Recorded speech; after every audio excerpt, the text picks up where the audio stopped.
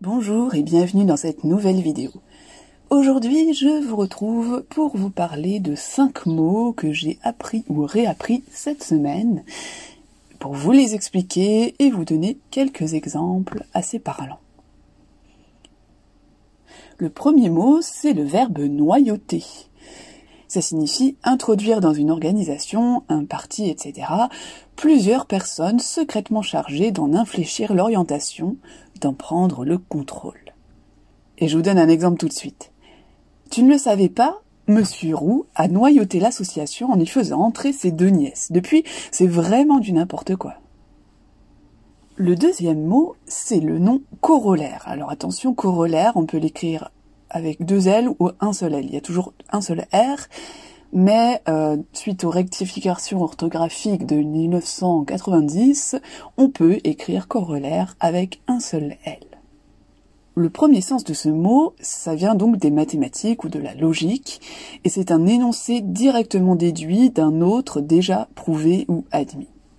Et puis par extension, un corollaire, c'est une conséquence naturelle. Par exemple, l'utilisation de ChatGPT pour un devoir maison a pour corollaire une baisse des chances de réussite à l'examen. Le troisième mot, c'est le mot prémisse. Et justement, on va distinguer prémisse avec 2 S du mot prémisse avec un C. Donc prémisse avec 2 S, ça vient de la dialectique ou de la logique. Peut-être que vous avez vu ça durant vos cours de philosophie. En gros, c'est chacune des 2 propositions d'un syllogisme, la majeure et la mineure, d'où résulte la conclusion. Alors, c'est un petit peu abstrait dit comme ça. Je vais vous donner un exemple pour que ce soit un peu plus parlant. C'est vraiment là le syllogisme par excellence qu'on enseigne en classe de philosophie en terminale. Socrate est un homme, tous les hommes sont mortels, donc Socrate est mortel. Et donc on a bien la prémisse majeure qui est Socrate est un homme, la prémisse mineure qui est tous les hommes sont mortels, et la conclusion, donc Socrate est mortel. N'hésitez pas en commentaire à me dire si vous connaissez d'autres syllogismes, et je sais qu'il en existe justement des fallacieux, c'est-à-dire des syllogismes qui paraissent absolument logiques alors qu'en réalité la conclusion est complètement farfelue. Maintenant, voyons le mot prémisse, C-E-S, qui est toujours au pluriel.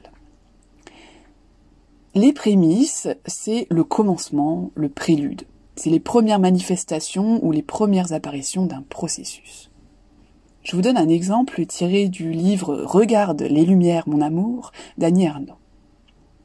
Faire les courses à 2 pour la première fois signe les prémices d'une vie commune. C'est accorder les goûts, les budgets, déjà faire couple autour de la nourriture, ce besoin premier.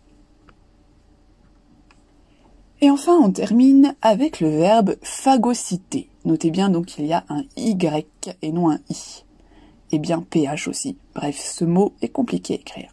Phagocyter, ça veut dire absorber sans vergogne et c'est donc péjoratif.